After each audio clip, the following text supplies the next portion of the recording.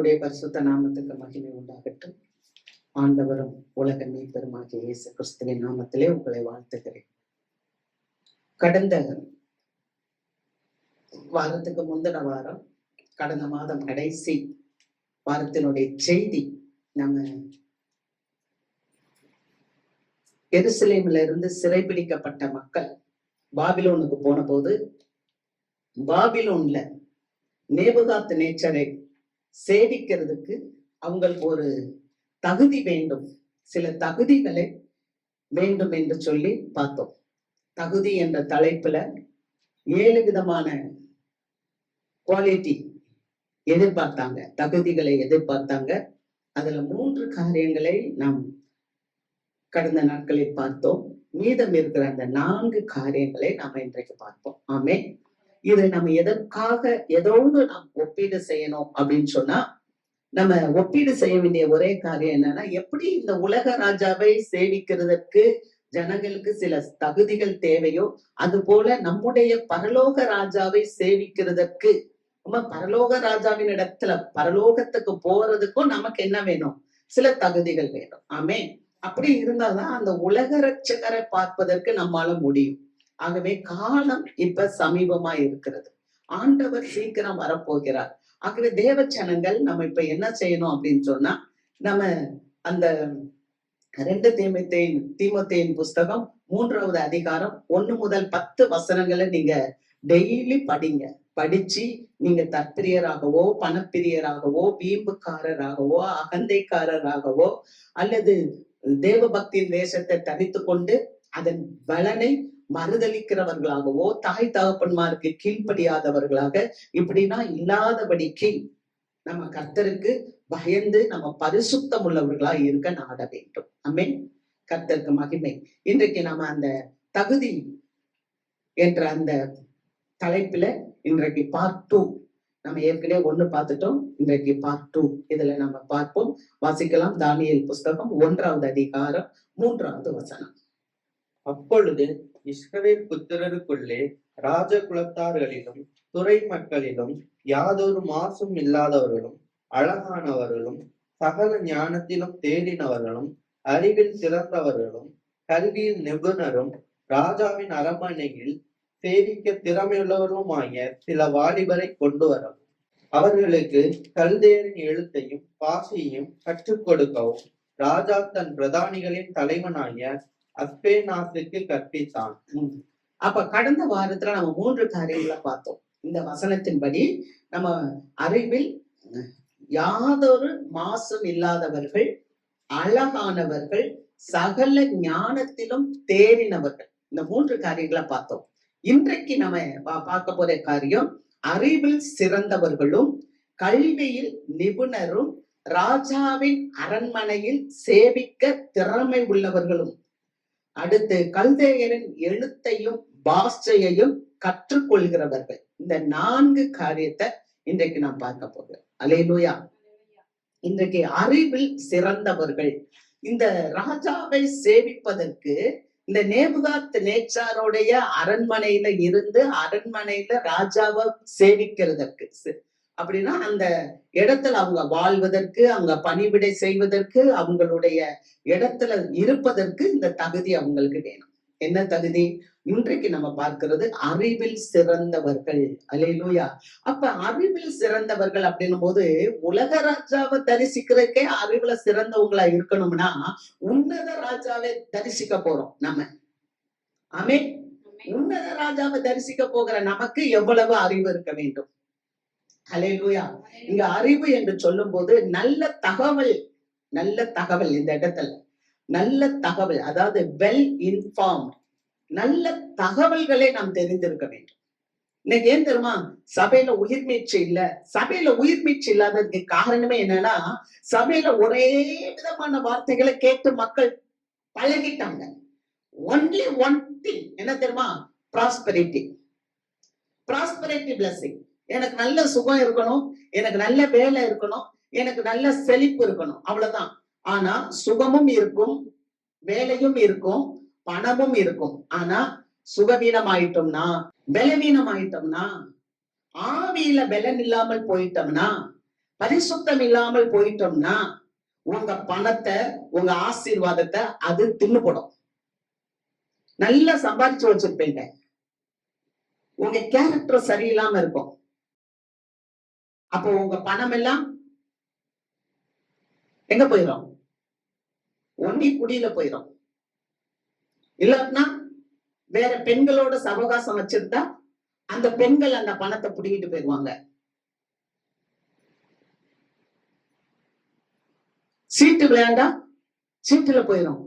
அப்ப நீங்க சம்பாத்தியத்தை மட்டும் கேக்குறீங்க, ஆனா கேரக்டர் நல்லா இருக்கணும், உள்ள இருந்த மனுஷன் நல்லா இருக்கணும், அதுக்கு எனக்கு இந்த தெய்வம் வேணும் அப்படின்றத கேட்க மாட்டேன்றீங்க.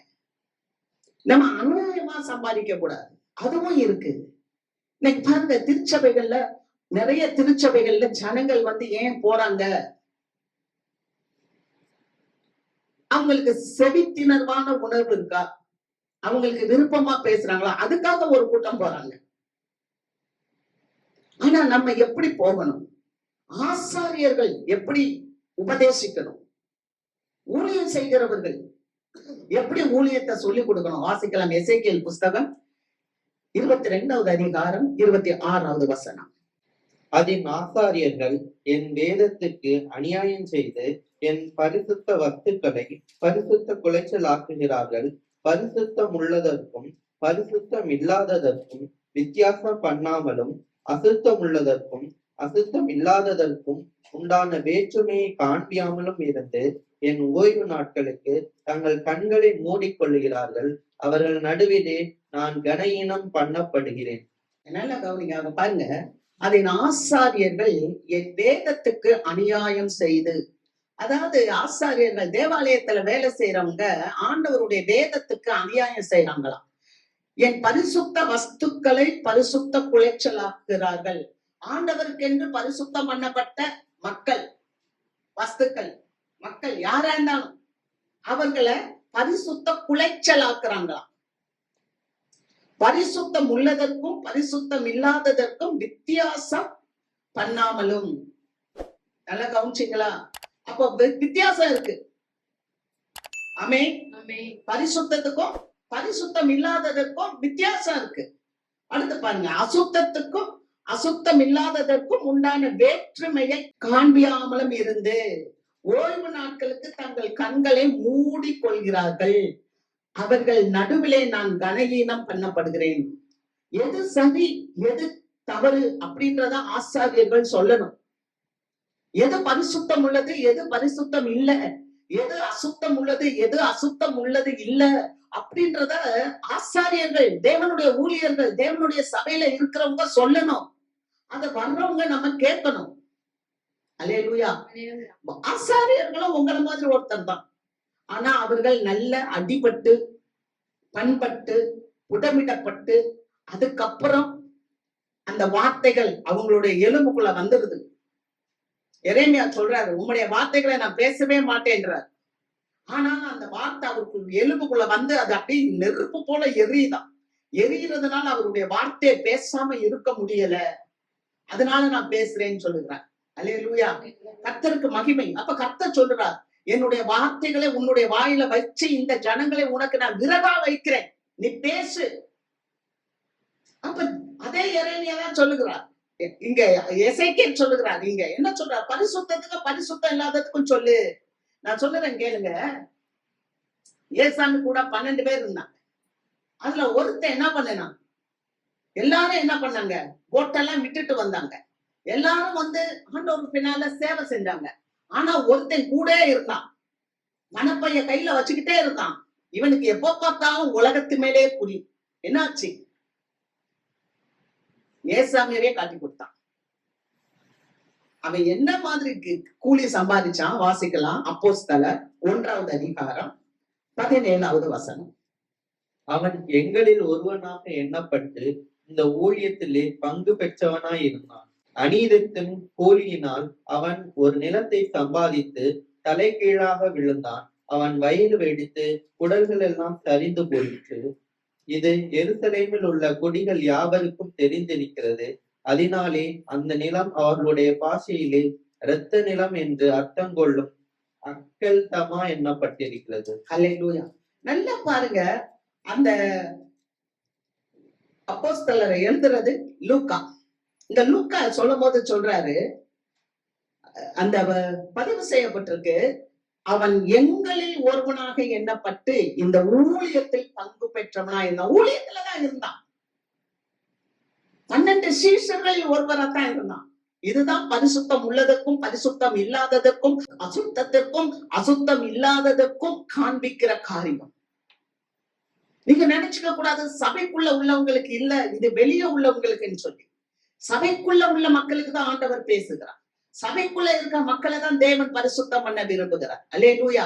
வெளியே இருக்கிறவங்களை பத்தி அவர் பேசவே இல்லை. அவர் சொல்றாரு, நீங்க பவுல் சொல்றாரு, உலகத்துல ஒவ்வொருத்தரும் ஒவ்வொரு மாதிரி இருப்பாங்க. அவங்களோட போய் பேசுங்க. அவங்கள போய் நம்ம ஒண்ணும் சொல்ல முடியாது. ஆனா சகோதரன் எனப்பட்டவன் ஒருவன் இப்படிப்பட்டவனா இருந்தால் அவனை கடிந்து கொண்டு புத்தி சொல்லு. சகோதரன் எனப்பட்டவன் இப்படிப்பட்டவனா இருந்தா அவனை விட்டு நீ விலகு. அல்லேலூயா. ஆக சகோதரன் எனப்பட்டவன் யார்? ரட்சிக்கப்பட்டவன், ஞானஸ்தானம் எடுக்கப்பட்டவன், சபைக்குள்ள உட்கார்ந்து இருக்கவங்கதான் சகோதரர்கள். அல்லேலூயா. அப்ப இங்க வசனத்தை பார்க்கிறோம், அவன் ஊழியத்துல இருந்தான், எங்களில் ஒருவனாக இருந்தான், ஊழியத்துல பங்கு பெற்றவனா இருந்தான், அநீதத்தின் கூலியினால் அவன் ஒரு நிலத்தை சம்பாதித்தான். அநீதியினால ஏசாமியை காட்டி கொடுத்தான். குற்றமற்ற ரத்தத்தை காட்டி கொடுத்து ஒரு பணத்தை வாங்கினா, அந்த பணம் 30 வெள்ளிக்காசுக்கு வாங்கி அதுல போய் ஒரு இடத்தை வாங்கினா, அந்த இடம் ரத்த நிலம் என்று சொல்லப்பட்டது. அது எதற்குமே பிரயோஜனம் இல்லாமல் ஆகிவிட்டுச்சு. அது மனிதர்களை புதைக்கிற ஒரு இடமாக. அங்க வசனத்தை வாசிக்கிறோம், அநீதத்தின் கூலியினால் அவன் ஒரு நிலத்தை சம்பாதித்து தலைகீழாக விழுந்தான், அவன் வயிறு வெடித்து குடல்கள் எல்லாம் சரிந்து போயிட்டு. அப்ப தேவ பிள்ளை, நீ அநீதியில போய் சம்பாதிச்சா அது உன் கையில தங்காது. நான் இத சொல்றதுனால, இப்படிப்பட்ட ஊழியத்தை செய்யறதுனால சபைக்குள்ள ஜனங்க வராம இருந்தா பரவாயில்ல, வர்றவங்களுக்கு அது ஆசீர்வாதம். ஆமென். வர்றதுக்கு ஆசீர்வாதம். நியாயத்தீர்ப்பின் நாள்ல ஆண்டவருடைய சமூகத்துல போய் நிற்கும் போது, ஆண்டவரே உங்களுடைய வேதத்துக்கு புறம்பாக நாங்கள் ஒன்றும் பேசவில்லை. இது ஒண்ணும் பழைய ஏற்பாட்டு காலத்துல நடந்த காரியம் அல்ல, புதிய ஏற்பாட்டின் காலத்துல நடந்த ஒரு காரியம். அப்ப நம்ம என்ன செய்யணும்? அநீதியா வருகிற எந்த ஒரு காரியத்தையும் நம்ம வாங்கக்கூடாது. அப்ப நம்ம ஆண்டவர் அறிகிற அறிவுல சிறந்தவர்களாக இருக்கணும். அறிவில் சிறந்தவர்கள் என்றால் ஆண்டவருக்கு அநீதி பிடிக்காது. அல்லேலூயா. ஆண்டவர் எப்படிப்பட்டவர்? அவருடைய அன்பை ருசி பார்க்கணும். அவர் சொல்றாரு, வாசிக்கலாம், எரேமியா 22:16. அவன் சிறுமையும் எளிமையுமானவனுடைய நியாயத்தை விசாரித்தான், அப்பொழுது சுகமாய் வாழ்ந்தான். அப்படி செய்ததல்லவோ என்னை அறிகிற அறிவு என்று கர்த்தர் சொல்லுகிறார். அவன் சிறுமையும் எளிமையுமானவனுடைய நியாயத்தை விசாரித்தான். அப்ப ஆண்டவரை குறித்து அறிகிற அறிவு என்ன அப்படின்னா, சிறுமையும் எளிமையும் ஆனவர்களுடைய நியாயத்தை விசாரிக்க வேண்டும். அல்லேலூயா. அறிவில் சிறந்தவர்கள், நல்ல கவனிங்க, அறிவில் சிறந்தவர்கள் அப்படின்னா என்னை குறிச்சு ஒருத்தவங்க பேசுறாங்க, என்னை பற்றி பேசுறது வேற, ஆனா என்ன பேசுறது வேற. எப்படி தெரியுமா? என்னை பத்தி உங்ககிட்ட ஒருத்தவங்க பேசுவாங்கன்னு சொன்னா கூடயும் பேசலாம், குறைச்சும் பேசலாம். ஆனா என் கூட நீங்க இருப்பீங்கன்னு சொன்னா நான் யாருன்றது உங்களுக்கு நல்லா தெரியும். ஆமே. அது மாதிரிதான் ஆண்டவரை பத்தி பேசுறத காட்டிலும் ஆண்டவரை நாமளே அறிந்திருக்க வேண்டும்.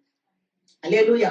ஆண்டவரை பற்றி அறிகிறதல்ல, ஆண்டவரை யாரோ ஒருத்தர் சொல்லி, அதனாலதான் யோபு சொல்றார், இதுவரை நான் என்னுடைய காதால கேட்டேன், இப்போ என் கண்களாலே பார்க்கிறேன். அந்த பார்க்கிற அனுபவம், அதுதான் அவர் அறிகிற அறிவு. அல்லேலூயா. ஆட்கொண்டவர் எப்படிப்பட்டவர் என்பதை நாம் அறிய வேண்டும். அவர் அநீதியில் பிரியப்படுகிறவர் அல்ல, அவர் நீதியில் பிரியப்படுகிறவர். அவர் சிறுமையும் எளிமையுமானவனுடைய காரியங்களை விசாரிக்கிறவர். ஒரு ஆண்டவர் சொல்றாரு, எப்படி பாரு, இயேசு கிறிஸ்து போயிட்டு இருக்கிறார், அங்க யோவான் ஸ்நானம் பாக்குறாரு. பார்த்த உடனே சொல்றாரு, யோர்தான்ல மூழ்கி ஞானஸ்தானம் எடுக்கிறதுக்கு போறாரு.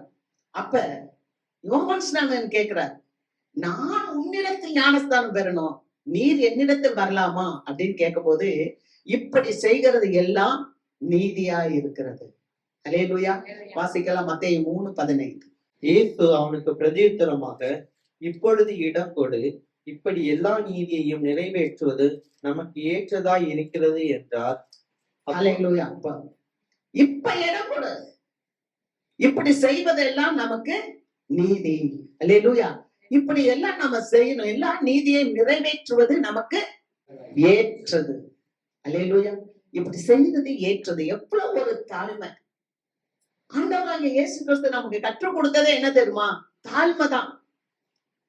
சபை உடைந்து போறதும், சபை பிரிந்து போவதும், சபை புரிந்து கொள்ளாததும், சபை ஆண்டவரை ஏற்றுக்கொள்ளாமலும், சபை ஆண்டவருக்கு எதிர்த்து நிற்கிறதுக்கும் காரணம் என்னன்னா, சபை ஆண்டவரை அறிந்து கொள்ளாம இருக்கு. அதனாலதான் அந்த நேபுகாத்நேச்சார் தன்னை சேவிக்கிறவனை எப்படி நினைச்சான்னா, அறிவில் சிறந்தவனாக இருக்க வேண்டும். அல்லேலூயா. அவரை அறிகிற அறிவுல சிறந்தவர்களாக இருக்கணும். கர்த்தருக்கு மகிமை. அப்ப முதலாவது ஆண்டவர் ஒரு சாதாரண மனுஷட்ட, உலக ரட்சகர் ஒரு சாதாரண மனுஷட்ட அப்படி ஞானஸ்தானம் எடுக்கிறார். அவர் பெரிய ஈகோலாம் பார்க்கல, அவர் ஒரு தாழ்மை. இதுதான் அவரை அறிகிறார். இரண்டாவது அவரை குறிச்சு நம்ம பார்க்கும்போது, மரித்து உயிரோட எந்திரிச்சிட்டாரு. நான் மரித்து உயிரோட எந்திரிச்சிட்டு காலையில மரியாதை தரிசனம் கொடுத்துட்டாரு. இப்ப சாயந்தரம் வர்றாரு. எருசலேம்ல இருந்து 2 பேர் போறாங்க, அம்மா ஊருக்கு நடந்து போறாங்க. இந்த 2 பேரோட இவரும் உள்ள போய்க்கிறாரு. சம்பாஷணை நடந்து போய்கிட்டே இருக்கிறாரு. போகும்போது தன்னையும் அவர்களோடு ஈடுபடுத்திக் கொள்கிறார். இதுதான் தேவனை அறிகிற அறிவு. சாதாரண நம்ம மனுஷனா இருந்தாலும் கடவுள் நம்ம இல்லைன்னு நினைச்சிடக்கூடாது. நம்ம கூட எப்போதும் பேசுறவரா இருக்கிறார். கரங்களை தட்டி தேவனை மகிமைப்படுத்தணும். நம்ம அறிவு அதுல வளரணும். அல்லேலூயா. எல்லாரும் எப்ப பார்த்தாலும் சொல்ல, தனிமையா இருக்கேன், தனிமையா இருக்கேன். நீ எப்படி தனிமையா இருப்ப? கர்த்தரும் கூட இருக்கு. மரித்து காலையில அந்த பெண்மணிக்கு தரிசனம் கொடுத்து சாயந்தரம் இங்க 2 பேர்த்த வந்துட்டார். அவங்க கூட இவரும் சேர்ந்துகிட்டார். சேர்ந்துட்டு பேசுறாரு. நீங்க என்ன குறிச்சு பேசிட்டு போறீங்க? சம்பாஷணை என்ன பண்றீங்க? ஐயோ, உங்களுக்கு தெரியாதா? இஸ்ரவேல்ல இங்க என்ன நடக்குதுன்னு உங்களுக்கு தெரியாதா? இந்த மாதிரி ஒரு தீர்க்கதரிசி வந்தாரு, மரிப்பேன்னு சொன்னாரு, 3ஆம் நாள் எழுந்துட்டேனாரு. இப்ப ஒண்ணும் இல்ல, எல்லாரும் ஒரே பரபரப்பா இருக்கு அப்படின்னு சொல்லி பேசும்போது, அங்க வார்த்தை போட்டிருக்கு, அதுல ஒருவன் கிளையப்பா. 2 பேர் போறாங்க. ஒரு மனிதனுடைய பெயர் கிளையப்பான்னு இருக்கு. நம்மள என்ன சொல்லுவோம்? அந்த மனுஷன் பேரை மட்டும் சொல்றாங்க, என் பேரை சொல்லவே இல்லை. எவ்வளவு மாமிசம் தலை தூக்கிறோம்ல. ஆனா இங்க பரிசுத்த ஆவியானவர் ஒரு பெயரை பதிவு செய்து விட்டு இன்னொரு பெயரை பதிவு செய்யாவிட்டாலும் தேவன் அதனை அறிவார். அல்லேலூயா. அதுல பதிவு பண்ணுனா என்ன, அதுல பதிவு பண்ணாட்டுனா என்ன, தேவன் அறிவார். இந்த அறிவு நமக்குள்ள இருந்துச்சுன்னா சபையில ஆண்டவர் ஒரு மனதின் ஆவியை ஊற்றுவார். ஆமென். இதுதான் அவரை பற்றி அறிகிற அறிவு. நான் நினைக்கிறேன், சுயம் சாகனம் அப்படின்னா முத நம்ம பார்த்தோமே 2 தீமோத்தேயு 3ஆவது அதிகாரம் 1வது வசனத்துல ஜனங்கள், 2வது வசனத்துல ஜனங்கள் ஃபர்ஸ்ட் தற்பிரியர்களா இருப்பார்கள். இந்த மாதிரி ஒரு மனநிலை வந்துச்சுன்னா அந்த தற்பிரியர் என்பது இல்லாம போயிடும். ஆமென். அவங்கள சொல்லிட்டாங்க, அவங்க பேரை சொல்லிட்டாங்க, அவங்கள உயர்த்திட்டாங்க, இவங்க இல்லையா? இல்லங்க. நம்ம நினைக்கிறோம் வெளியில இருக்கிற கண்ணுதான், வெளியில இருக்கிற கைதான், வெளியில இருக்கிற கால் தானே. ஆனா உள்ள இருக்கிற ஆர்கன்ஸ் ரொம்ப இம்பார்ட்டன்ட். ஆமென். தலைக்குள்ள இருக்கிற மூளை ரொம்ப பெரிய காரியத்தை செய்யுது. உடம்புக்குள்ள இருக்கிற இருதயம் பெரிய காரியத்தை செய்யுது. அதெல்லாம் வெளியே தெரியாது. அதனால ஐயோ வெளியே தெரியலையே இல்லை. அதுதான் தேவனை அறிகிற அறிவு. அல்லேலூயா. வாசிக்கலாம் 2 கொரிந்தியர் 10வது அதிகாரம் 5வது வசனம். அவைகளால் நாங்கள் தர்க்கங்களையும் தேவனை அறிகிற அறிவுக்கு விரோதமாய் எழுதுகிற எல்லா மேட்டிமையும் நிர்மூலமாக்கி எந்த எண்ணத்தையும் கிறிஸ்துவுக்கு கீழ்ப்படிய சிறைப்படுத்துகிறவர்களாய் இருக்கிறோம். ஹல்லேலூயா. எதனால நாங்க தர்க்கங்களையும் தேவனை அறிகிற அறிவுக்கு விரோதமாய் எழும்புகிற எல்லா மேட்டிமைகளை நிர்மூலமாக்கி எந்த எண்ணத்தையும் கிறிஸ்துவுக்கு நாங்கள் கீழ்ப்படியை சிறைப்படுத்துகிறவர்களா இருக்கிறோம் அப்படின்னு சொல்றாருன்னா, அவர் சொல்றார் எங்களுடைய போராயுதங்கள் மாம்சத்துக்கு ஏற்றவைகளா இராமல் அரண்களை நிர்மூலமாக்குகிறதற்கு தேவ பலம் உள்ளவைகளா இருக்குது. அல்லேலூயா. நம்மளுடைய போர் ஆயுதங்கள் எப்படி இருக்கணும்? நம்ம கிறிஸ்தவுக்கு கீழ்ப்படுகிறவர்களா இருக்கணும். கிறிஸ்தவுக்கு விரோதமா எழுப்புகிற எல்லா மேட்டுமையான சிந்தனைகளை கீழே தள்ளணும். ஒரு விஷயம் ஏசாமி போயிட்டு இருக்கிறார். அப்ப ஜனங்களுக்கு ரொம்ப பசி. இவங்க எல்லாரும் கதிர்களை கொய்து சாப்பிடுறாங்க சீஷர்கள். அப்ப உடனே பரிசேயர் பாக்குறான். பார்த்துட்டு வந்து சொல்றான், என்ன உன் ஜனங்கள் இப்படி எல்லாம் கதிரை கொய்து சாப்பிடுறாங்க, கை கழுவாம எல்லாம் சாப்பிடுறாங்க. அப்ப ஆண்டவர் சொன்னாரு, கை கழுவுறது இல்லடா, மனச கழுவுங்க. அல்லேலூயா. இதுதான் அறிகிற அறிவு. சில சட்டங்காச்சாரங்கள் மேலாப்புல வச்சுக்கிட்டு இப்படி இருந்தாதான் இப்படி இருந்தாதான் இவ்வளவு நாள் உபவாசம் போடுறேன். What is the use? உபவாசம் யாருக்கே வேணும்? உபவாசம் போட்டா ஒரு மாசம் நீ உபவாசம் போட்டா எதுக்கு போடணும்? அவரே சொல்றாரு, மணவாளன் கூட இருக்கும்போது எதுக்கு உபவாசம் போடணும்? உடனே தப்பா நினைச்சிடக்கூடாது. பாஸ்டர் நம்ம வந்து உபவாசமே போடக்கூடாது. நான் உபவாசம் போடணும் சாணபு உடலை வருத்துக்க, அதெல்லாம் தப்பு இல்லை. ஆனா அவர் சொல்றாரு, நீ உபவாசிக்கும் போது முக வாடலா இருக்காத, நல்ல எண்ணெய் பூசு, உனக்கு ஆண்டவருக்கும் இருக்கிற ரிலேஷன்ஷிப் இருக்கட்டும். நீ உபவாசி. நீ உபவாசிக்கிறது எதுக்கு உபவாசிக்கணும்? ஏசாயா 58:5-6. மனுஷன் தன் ஆத்மாவை ஒடுக்குகிறதும் தலைவணங்கி நாணலை போல் இரட்டிலும் சாம்பலிலும் படுத்துக் கொள்கிறதும் எனக்கு பிரியமான உபவாச நாளாய் இருக்குமோ? இதையா உபவாசம் என்றும் கர்த்தருக்கு பிரியமான நாள் என்றும் சொல்லுவாய்? அக்கிரமத்தின் கட்டுகளை அவிழ்க்கிறதும் நுகத்தடியின் பிணையல்களை நெகிழ்கிறதும் நெருக்கப்பட்டிருக்கிறவர்களை விடுதலையாக்கி விடுவிக்கிறதும் சகல நுகத்தடிகளையும் உடைத்து போடுகிறதும் பசியுள்ளவனுக்கு உன் ஆகாரத்தை பகிர்ந்து கொடுக்கிறதும் துரத்துண்ட சிறுமையானவர்களை வீட்டிலே சேர்த்துக் கொள்கிறதும் வஸ்திரம் இல்லாதவனை கண்டால் அவனுக்கு வஸ்திரம் கொடுக்கிறதும் உன் மாம்சமானவனுக்கு உன்னை ஒழிக்காமல் இருக்கிறதும் அல்லவோ எனக்கு உகந்த உபவாசம். அல்லேலூயா. மனுஷன் ஆத்மாவை ஒடுக்கி தலை வணங்கி நாணல போல ரட்டிலும் சாம்பலிலும் படுத்துக்கொண்டு எனக்கு படுத்துக்கொள்றது எனக்கு பிரியமா? அதை விரும்புவாரா ஆண்டவரு? ஆண்டவர் தான் சொல்லிட்டாரே, உன் ஆத்மா வாழ்வது போல நீ எல்லாவற்றிலும் வாழ்ந்து சுகமாயிரு, நல்லா செழிப்பா இருன்றாரு, சுகமா இருன்றாரு. என்ன சுகம்? எங்க சுகம்? ஆத்மா வாழணும். நம்ம என்னத்தை வாழணும்னு நினைக்கிறோம்? சரீரம் வாழணும். என் சரீரம் வாழணும், அதுக்காக நான் உபவாசம் போடுறேன். உபவாசம் செல்லாது. எதுக்கு சரீரம்? எதுக்கு உபவாசம் போடுற? கல்யாணம் ஆகணும். எதுக்கு உபவாசம் போடுற? வீசா கிடைக்கணும். எதுக்கு உபவாசம் போடுற? சொல்லுங்க. சொத்து வாங்கணும், ஏதோ ஒண்ணு. ஆனா அது இல்ல உபவாசம். நீ உபவாசம் போடுறது அக்கிரமத்தின் கட்டுகளை அவிழ்க்கணும். அக்கிரம சிந்தை எனக்குள்ள இருக்கா? இல்ல அக்கிரமம் செய்யறவங்களோட நான் ஃபெலோஷிப் வச்சிருக்கேனா? அதை அவிழ்க்கணும். நுகத்தடியின் பிழைகளை நெகிழ்க்கணும். நுகத்தடி, நுகம்னா என்ன? பாரம், எந்தெந்த காரியம். அதான் ஆண்டவர் சொல்றாரு. எபிரேயர் 12:1 மேகம் போன்ற இத்தனை திரளான சாட்சிகள் நம்மை சூழ்ந்து கொண்டு இருக்க, பாரமான யாவற்றையும் நம்மை நெருங்கி கொண்டு இருக்கிற பாவத்தையும் உதறி தள்ளி விசுவாசத்துல ஆண்டவரை நோக்கி ஓடு. அல்லேலூயா. விசுவாசத்தை துவக்கிறவரும் அதை முடிக்கிறவருமான இயேசுவை நோக்கி ஓடு. ஆமே. அதுதானையா நம்மளை நெருக்கி கொண்டு இருக்கல சில காரியங்கள். இந்த நெருக்கத்தினாலதான் நான் உபவாசத்துல வர்றேன். அந்த நெருக்கிற காரியத்தை தள்ளுறேன். நான் விசுவாசிக்கிறேன். விசுவாச தொடங்கினவர் இயேசு, விசுவாசத்தை முடிக்கிறவர் இயேசு. ஆமே. அல்லேலூயா. அப்படிதான் ஆண்டவர் சொல்றாரு. அடுத்து சிறைப்பட்டு இருக்கிறவர்களை விடுதலையாக்கு. எவ்வளவு பேர் எவ்வளவு கஷ்டத்துல இருக்கான், உதவி செய். சும்மா கை நிறைய காசை வச்சுட்டு வீட்டுல போய் உட்காந்துக்கிட்டு நான் உபவாசம் இருக்கேன், அதுவும் இல்லை. அடுத்து அவர் அழகா சொல்றாரு, சகல நுகத்தடிகளையும் உடைத்து போட்டு பசு உள்ளவனுக்கு ஆகாரத்தை கொடு. உபவாசம் இருக்கிறியா, ஒரு மாசம் இருக்கியா, பரவாயில்ல, ஒரு மாசம் ப்ரொவிஷனை இல்லாதவனுக்கு கொடு.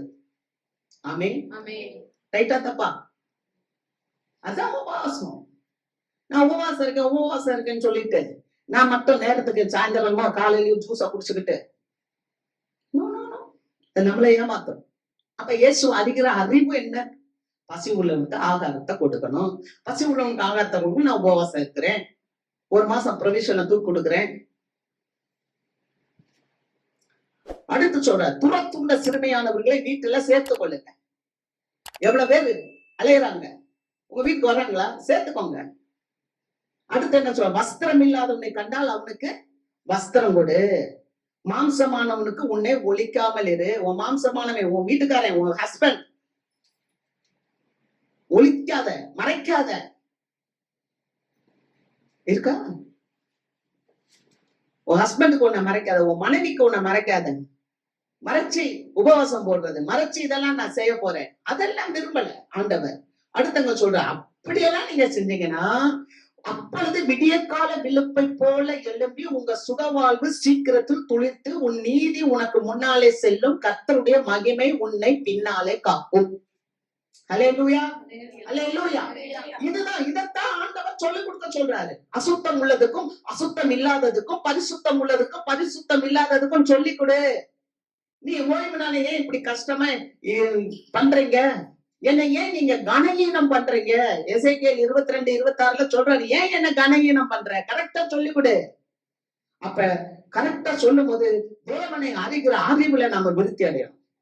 நான் ஒண்ணு சொல்லுவீங்க, ஆண்டவர் உங்க கூட இருந்தாருன்னா அந்த அறிவு வேணும்.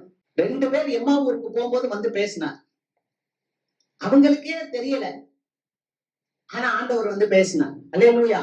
அந்த மாதிரி நீங்க என்ன நினைக்கணும்னா, எப்போதும் ஆண்டவர் உயிர் உள்ளவராய் என்னோடு இருக்கிறார். அதான் அவரை அறிகிற அறிவு. நம்ம என்ன நினைக்கிறோம், நமக்கு சாதகமா ஏதாவது ஒண்ணு நடந்தா இருக்கிறாருன்னோ, பாதகமா ஒண்ணு நடந்தா அவர் நம்ம கூட இல்லைன்னு நினைக்கிறோம். பிரியமான தேவ மக்களே, உங்களுக்கு பாதகமா நடந்தாலும் உங்களோட ஆண்டவர் இருக்கிறார். அல்லேலூயா. உங்களுக்கு சாதகமாக நடந்தாலும் தேவன் உங்களோட இருக்கிறார். ஆமென். ஒரு விசை பவுல் போறாரு, தமஸ்குக்கு போறாரு.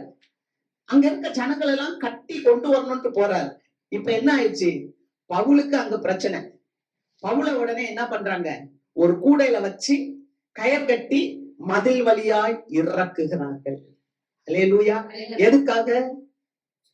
பவுலை காப்பாற்ற வேண்டும். பவுலை காப்பாற்றணும்னா மதில்ல இருந்து கீழே இறக்கணும். எரேமியா 38 ஒரு துறவுக்குள்ள இருந்து எரேமியாவை தூக்குறாங்க. குழியில இருந்து கயிறு கட்டி எபிமெலேக்கு ஒரு கருப்பன் அவங்க உள்ள இருந்து மேல தூக்குறான். மேல தூக்குறதும் மீட்பு தான், கீழே இறக்குறதும் மீட்பு தான். ஆமீன் சொல்லுங்களா? அல்லேலூயா. இதுதான் கர்த்தரை அறிகிற அறிவு. அந்த கருப்பை பயப்படலாம். இந்த ராஜா தூக்கி எரேமியாவை சிறைச்சாலையில, அதாவது ஒரு துறவு குழிக்குள்ள போட்டான். சாப்பாடெல்லாம் கொடுக்காதீங்கடா, அவன் குழிக்குள்ள கிடக்கட்டும். கிணத்து மாதிரி ஒரு கிணறுல ஒரு கருப்பை பயப்படான். தீர்க்கதரிசி பட்டினியா கிடந்தா தேசத்துல சாப்பாடு இருக்கும். வசனத்தை வாசிக்கலாமா? எரேமியா 38:9. ராஜாவாகிய என் ஆண்டவனே, இந்த புருஷர் எரேமியா தீர்க்கதரிசி துறவிலே போட்டு செய்தது எல்லாம் தகாத செய்யாய் இருக்கிறது. அவன் இருக்கிற இடத்திலே பட்டினியினால் சாவானே, இனி நகரத்திலே அப்பமில்லை என்றான். பாத்தீங்களா? ஒரு தீர்க்கதரிசி, ஒரு விசுவாசிக்கு சோறு இல்லைன்னா நகரத்திலே சோறு இருக்காதுமா. ஆமீன் சொல்லுங்க. நீங்க எந்த அளவுக்கு கடவுளை அறிஞ்சு வச்சிருக்கீங்க? நீங்க உண்மையா கடவுளை அறிஞ்சீங்கன்னா, எனக்கு சோறு இல்லாட்டினா உலகத்துல யாருக்கும் சோறு கிடைக்காது.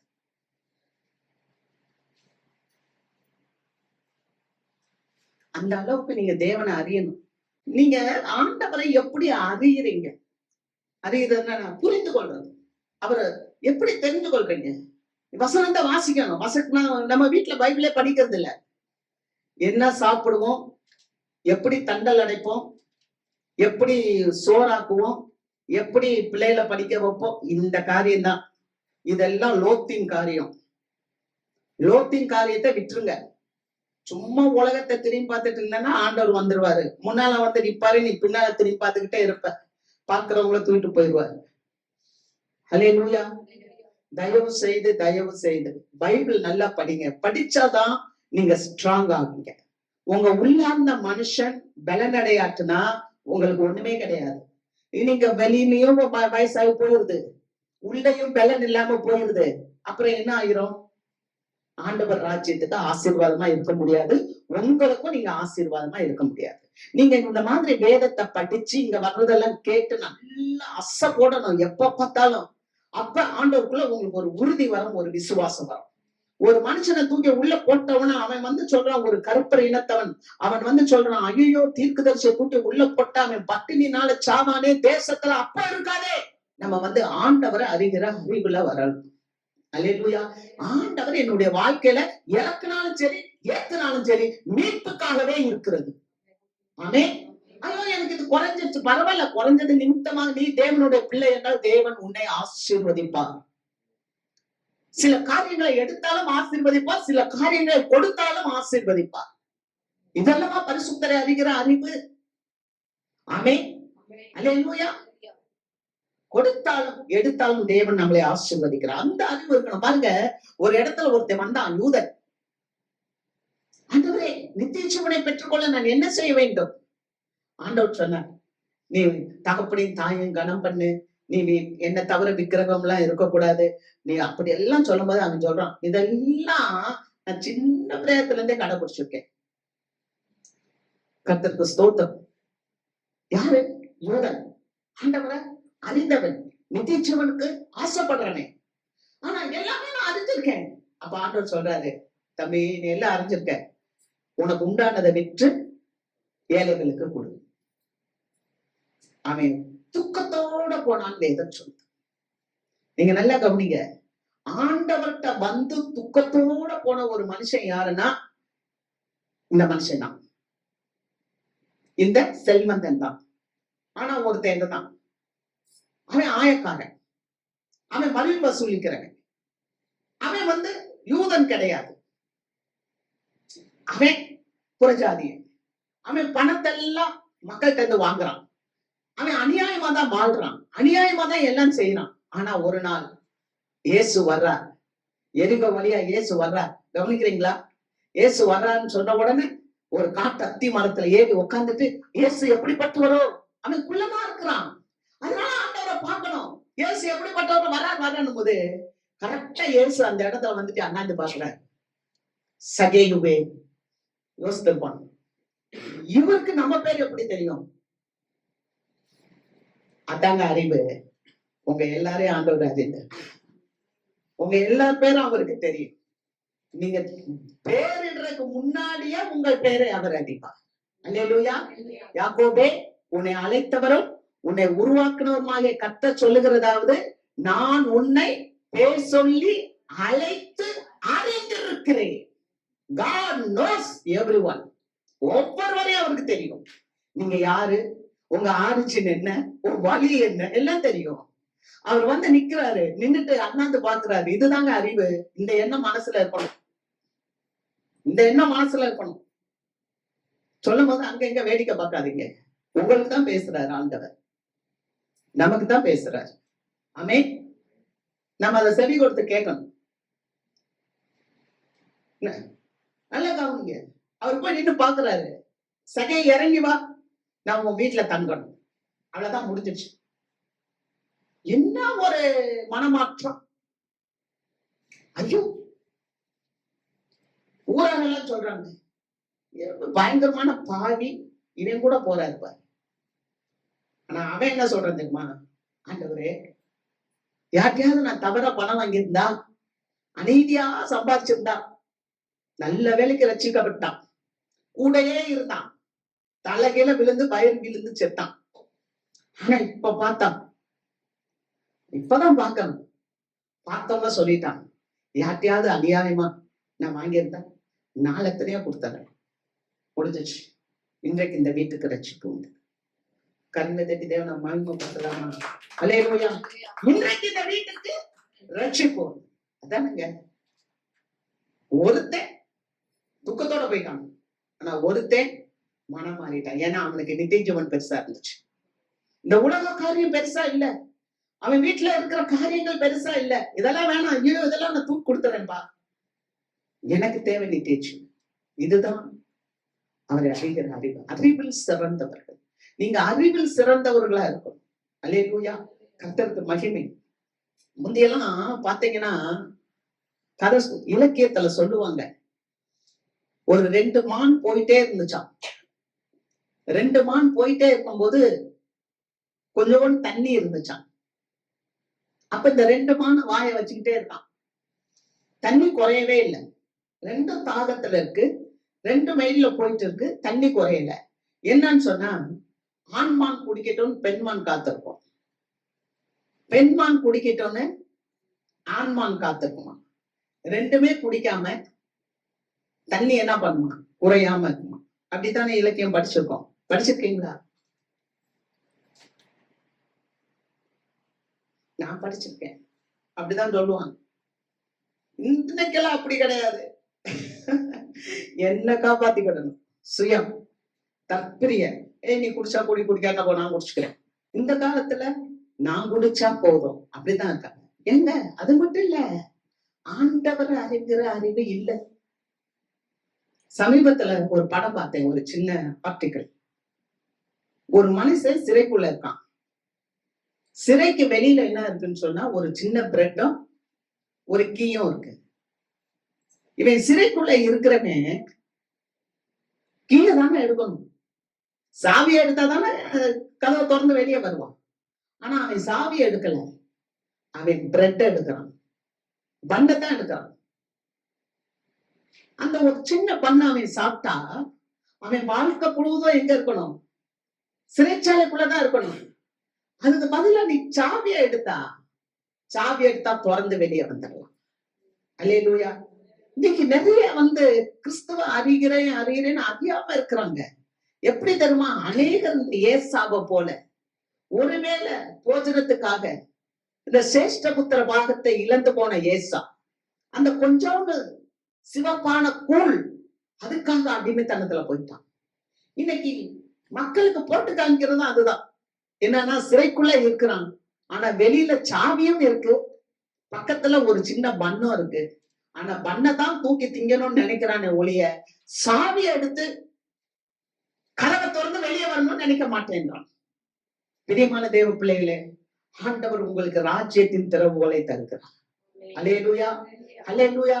எப்படி ஆண்டவர் சொன்னார் பேதுருவுக்கு, இந்த கல்லின் மேல் என் சபையை கட்டுவேன் என்று சொல்லி, பாதாளத்தின் வாசல்கள் அதை மேற்கொள்ளாது என்று சொல்லி ராஜ்யத்தின் திறவுகளை கொடுத்தாரோ, அதே திறவுகளை தேவன் உங்களுக்கும் கொடுத்திருக்கிறார். அல்லேலூயா.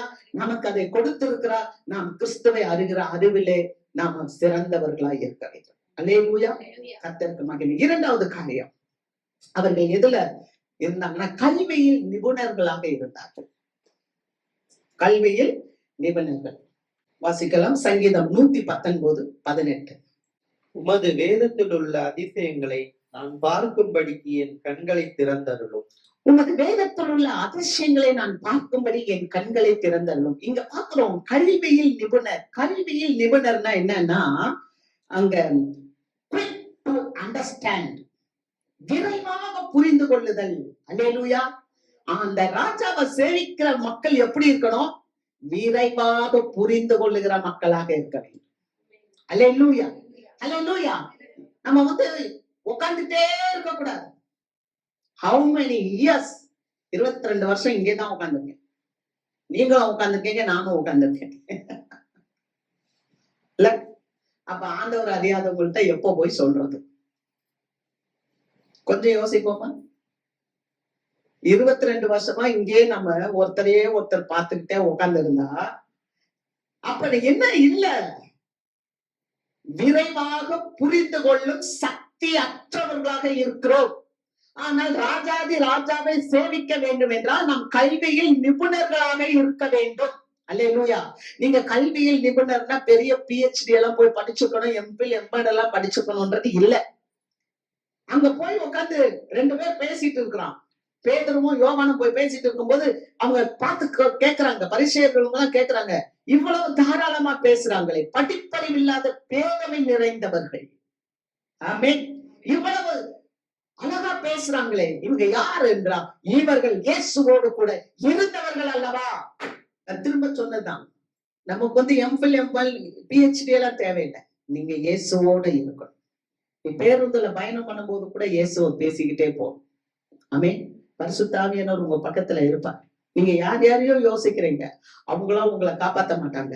உங்களை காப்பாத்துற ஒரே ஒருவர் யாருன்னா பரிசுத்த ஆவியானவர். நல்ல எண்ணங்களோட நீங்க நிக்கணும். ஆமென்.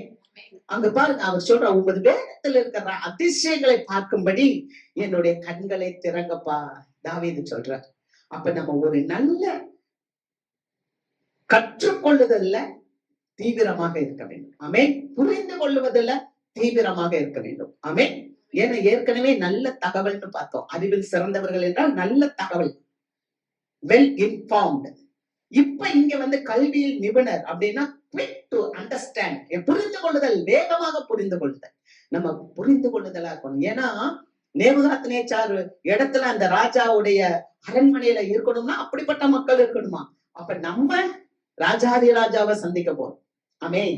அப்ப விரிவாய் புரிந்து கொள்ளுதல் இருக்க வேண்டும். கர்த்தருக்கு மகிமை. எரேமியா 2வது அதிகாரம் 19வது வசனம். உன் தீமை உன்னை தண்டிக்கும், உன் மாறுபாடுகள் உன்னை கண்டிக்கும். நீ உன் தேவனாகிய கர்த்தரை விடுகிறதும் என்னை பற்றும் பயம் உன்னிடத்தில் இல்லாமல் இருக்கிறதும் எத்தனை பொல்லாப்பும் கசப்புமான காரியம் என்று உணர்ந்து கொள் என்று சேனைகளின் கர்த்தராகிய ஆண்டவர் சொல்லுகிறார். பாத்தீங்களா, இத நம்ம புரிஞ்சுக்கொள்ளணும். நம்ம தண்டிக்கப்படுறோம்னு சொல்லக்கூடாது. உங்க தீமை தான் நம்மளை தண்டிக்கும். ஆமென். கொஞ்ச நேரத்துக்கு முன்னால சொன்னோம், நம்ம தொடர்ந்து ஒரு தவறை செஞ்சா, மதுபானம் குடிச்சுக்கிட்டே இருந்தா என்ன ஆகும்? முடிஞ்சு போச்சு. ஒரு பிள்ளை ஆலயத்துக்கே வரல, என்ன ஆகும்? முடிஞ்சு போச்சு. ஒரு பிள்ளை தேவனுடைய வார்த்தையை கேட்கவே விருப்பம் இல்லை, என்ன ஆகும்? முடிஞ்சு போச்சு. அதாவது நீதிமொழிகள் 14 இருக்கு, இருதயத்தின் கசப்பு இருதயத்துக்கே தெரியும், அதற்கு அந்நியன் உடந்தை ஆகான். ஆமென். உங்க வாழ்க்கையில எப்ப பார்த்தாலும் எனக்கு கசப்பு கசப்பு கசப்புனா உங்களுக்கு எதனால கசப்புன்றது உங்களுக்கு தான் தெரியும். ஆனா அதை விட்டு நம்ம என்ன சொல்லிடுவோம், அடுத்தவங்க மேல பழி போட்டுருவோம். இது சரியில்லை, அதனாலதான் என் வாழ்க்கை இப்படி போச்சு. இது சரியில்லை, அதனாலதான் என் வாழ்க்கை இப்படி போச்சு. எனக்கெல்லாம் எதுவுமே சரியில்லை, ஆனா என் வாழ்க்கை நல்லா இருக்கு. ஏன்னா தக்க வைக்க வேண்டியதை தக்க வச்சுக்கிட்டா எல்லாம் நல்லா இருக்கும். ஈஸியா பழிய தூக்கி அடுத்தவங்கள்ட்ட போட்டுறோம். அதனாலதான் அவர் சொல்றாரு, உன் தீமை உன்னை தண்டிக்கும், உன் மாறுபாடுகள் உன்னை கண்டிக்கும். ஏன் கேட்டா, உன் தேவனாகிய கர்த்தரை விடுகிறதும் என்னை பற்றும் பயம் உன்னிடத்தில் இல்லாமல் இருக்கிறதும் எத்தனை பொல்லாப்பும் கசப்புமான காரியம். கர்த்தரை பற்றி கொள்கிற பயம் மனுஷனுக்கு இல்லாட்டுனா அது கசப்பாம் பொல்லாப்பாம். கவனிச்சிங்களா? எதுக்கு தெரியுமா? ஐயா சனிக்கிழமை வாயா, ஐயா வெள்ளிக்கிழமை வாயா, நீ வீட்டுல இருந்துட்டேனா வா. ஏன் தெரியுமா சொல்றோம்? ஏன் சொல்றோம்? நீ கர்த்தருக்கு பயப்படணும். கர்த்தராலதான் அசைகிறோம், கர்த்தராலதான் பிழைக்கிறோம். அவரை தட்டறியாக தேடு, அப்போஸ்தலர் 17 பாக்குறோம். அப்ப நம்ம ஆண்டவரை தேடணும். அதனாலதான் எப்ப லீவ் இருந்தாலும் பரவாயில்ல, வந்திருப்பா. இன்னைக்கு ஆபீஸ் லீவா வந்திருப்பா, காலேஜ் லீவா வந்திருப்பா, மற்ற நாள் போங்கப்பா, வேலை செய்யுங்கப்பா. ஆனா இந்த லீவ் நாள கொடுத்துங்கப்பா. ஏன்னா கடவுளுக்கு பயப்படுறதாப்பா அறிவு. கர்த்தருக்கு பயப்பட கூடிய பயம் உன்கிட்ட இல்ல, அதனாலதான் உனக்கு கஷ்டம் அப்படின்னு அவர் சொல்றார். யார் சொல்றார்? கசப்புமான காரியம் என்று உணர்ந்து கொள் என்று சேனைகளின் கர்த்தராகிய ஆண்டவர் சொல்லுகிறார். நம்ம எதுக்கு பயப்படுறோம்? டெய்லி காலேஜ் போறேன், டெய்லி வேலைக்கு போறேன், எனக்கு டயர்டு இருக்கும். ஆனாலும் ஒரு 2 hours ஆண்டவரே எனக்கு இவ்வளவு வேலை செய்ய கிருபை செஞ்சீங்களே, பலன் கொடுத்தீங்களே, நான் வரேன், நான் வந்து உட்கார்றேன், நான் ஜெபம் பண்றேன். இது சாட்சி, மற்ற மக்கள் பாக்குறாங்க. இந்த பிள்ளை பரிசுத்தம், இந்த பிள்ளை கர்த்தருக்கு பயப்படுற பிள்ளை. மனுஷனுக்கு பயப்படுகிறது கண்ணியை வருவிக்கும். நம்ம மனுஷனுக்கு பயப்படுறோம். ஏசாயா 51 படிக்கிறோம். மனுஷனுக்கு பயப்படுறது கண்ணியை வருவிக்கும். ஏன்னா இந்த ஜனங்க ஆண்டவருக்கு பயப்படல, பாபிலோனியர்களுக்கு பயந்தார்கள். எரேமியா சொல்றான், ஐயா ஆண்டவர் சொல்றாரு நீ போயிரு அப்படின்னா போக மாட்டேன்றாங்க.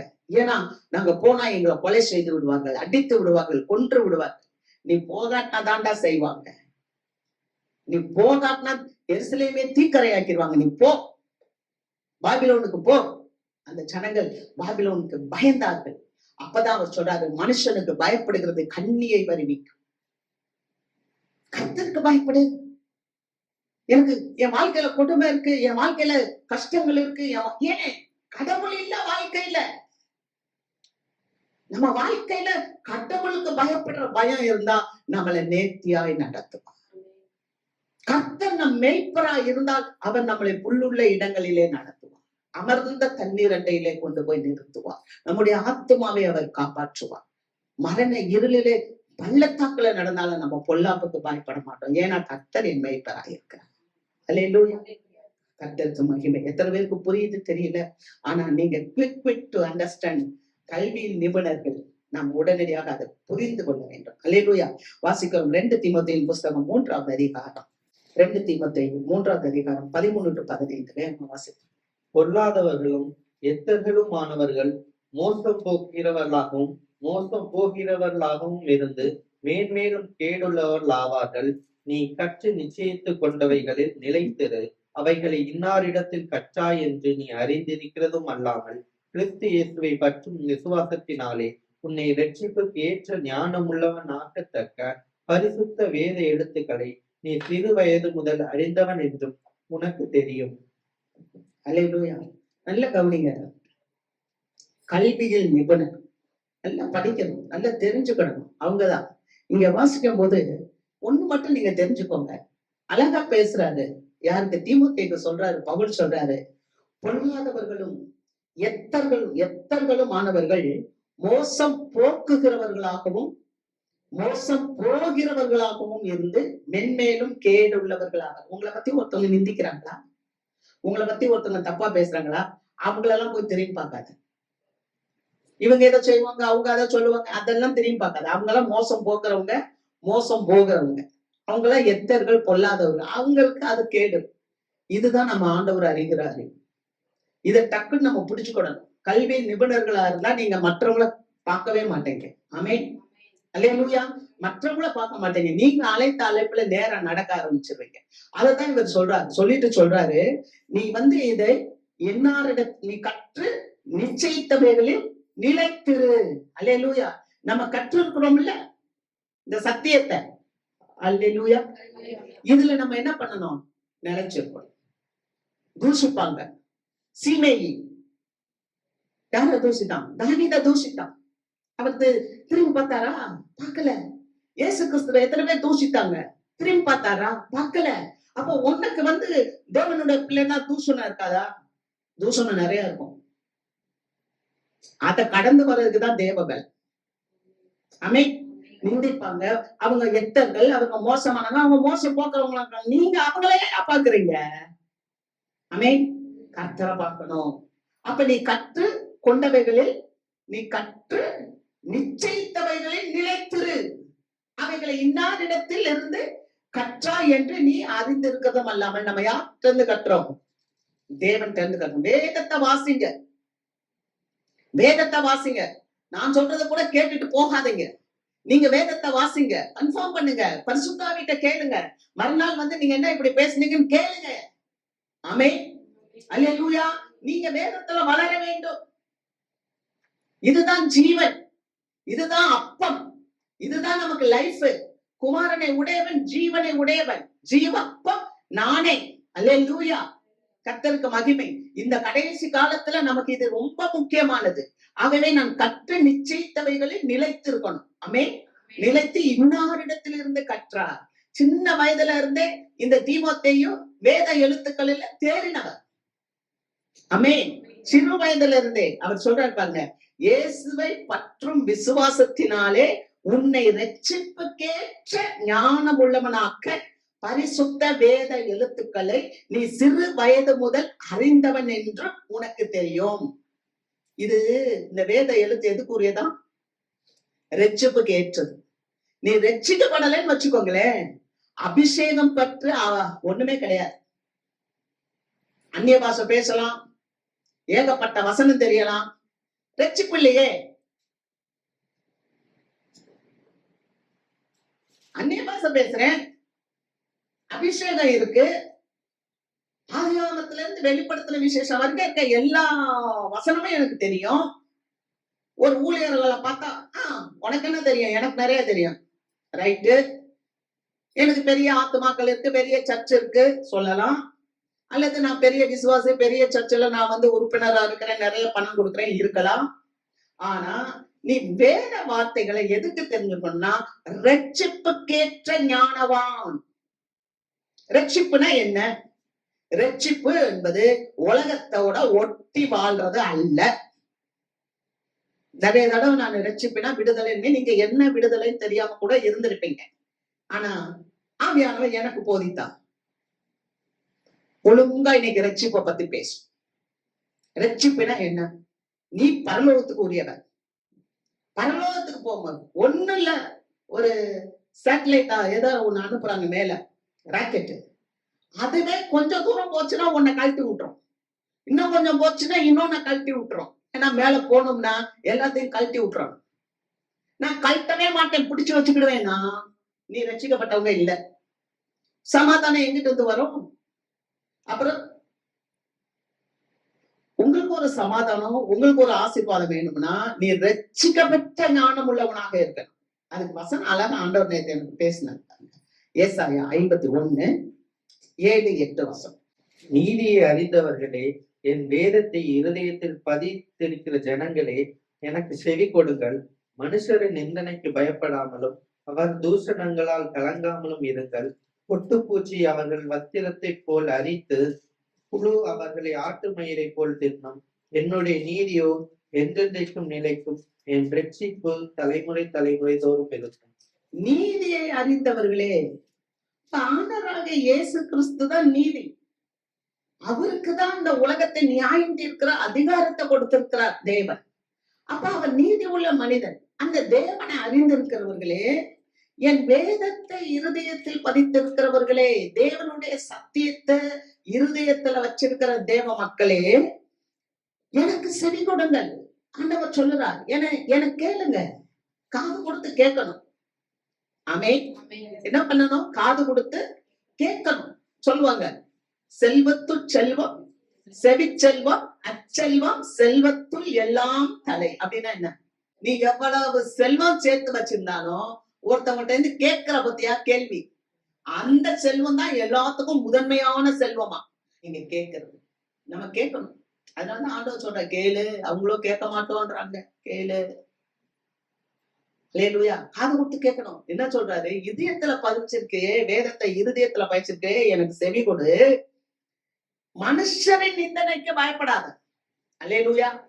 மனுஷரின் நிந்தனைக்கு பயப்படாமலும்